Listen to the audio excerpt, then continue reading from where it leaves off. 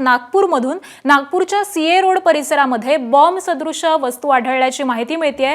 58 detonator 15 जिलेटिनच्या कांड्या सापडल्याची माहिती सध्या समोर येते। कुठनं आलं काही कळलं का सर? नाही याबद्दल काही माहिती नाही सध्या। आपण बघू शकतो निश्चितच हे जे दोसरभवन चौकातली ही इमारत आहे, इमारतीच्या पार्किंग परिसरामध्ये 58 जिलेटिनच्या कांड्या आणि 15 डेटोनेटर सापडल्याची प्राथमिक माहिती पुढे आली आहे। नागपूर पोलिसांचा चोख बंदोबस्त लागलेला आहे। DCP Rahul Madane sir basic माहिती द्या फक्त काय नाही, याच्यामध्ये आपल्याला जवळपास 58 डिटोनेटर मिळालेत सर्चमध्ये आणि 15 जिलेटिन कांड्या मिळालेल्या आहेत।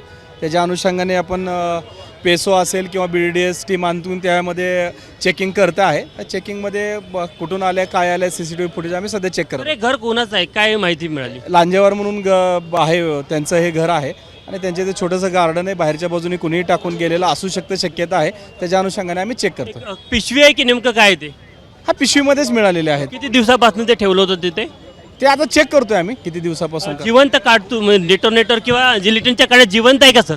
नाही, ते आता आमचे एक्सपर्ट चेक करतात त्याच्या अनुषंगाने। दोसरभवन चौकातील ही लांजेवार कुटुंबाची इमारत आपण बघू शकतो की या इमारतीचं जे समोरचा पोर्च आहे त्या समोरच्या पोर्चमध्ये 58 डेटोनेटर आणि 15 जिलेटिनच्या कांड्या सापडल्याची माहिती नागपूरचे जे पोलीस उपायुक्त राहुल मदने यांनी दिलेली आहे। सोबतच जॉईंट CP यांनी देखील त्या गोष्टीला दुजोरा दिला आहे। त्या पार्श्वभूमीवर आपण बघू शकतो की BDDS पथक आलं असेल, या संपूर्ण परिसरामध्ये चोख पोलिसांचा बंदोबस्त देखील लावण्यात आलेला आहे। आणि महत्त्वाची गोष्ट की या संपूर्ण जिलेटिनच्या कांड्या असेल किंवा हे डेटोनेटर इथे कसे आले हा देखील एक महत्त्वाचा प्रश्न आहे। दोसरभवन चौक हा अत्यंत रहदारीचा परिसर आहे। पोलिसांनी अशी माहिती दिली की कुठून ज्यांची इमारत आहे त्यांनी असं सांगितलं की त्यांना देखील या गोष्टीची कल्पना नाही, कोणीतरी चुकून इथे फेकून गेलं असावा असा पोलिसांना संशय आहे। ज्या प्रकारे लांजेवार कुटुंबियांनी माहिती दिलेली आहे त्यामुळे निश्चितच या जिवंत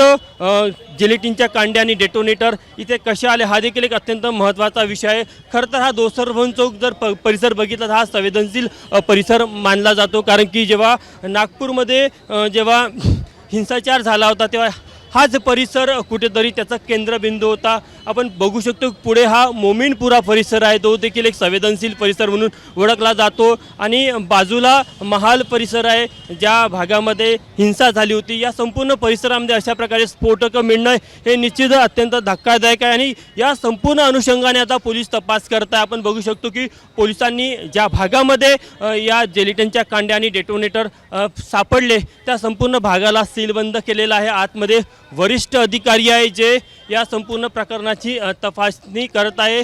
खरं तर BDDS पथक असेल किंवा वेगवेगळे फॉरेन्सिक एक्सपर्ट यांना इथे बोलावण्यात आलेलं आहे। त्या डिटोनेटरच्या कांड्या आणि जिलेटिन हे जिवंत आहे की नाही याची चौकशी केली जात आहे। मात्र निश्चित कारण की ज्या प्रकारे नागपूरमध्ये हिंसाचार झाला आणि त्या हिंसाचाराचं केंद्र हा परिसर होता आणि त्या नंतर कुठेतरी अशा प्रकारे योग्य ती खबरदारी देखील घेण्यात येते। धन्यवाद तुषार या सगळ्या सविस्तर माहितीसाठी। ABP माझा, उघडा डोळे बघा नीट।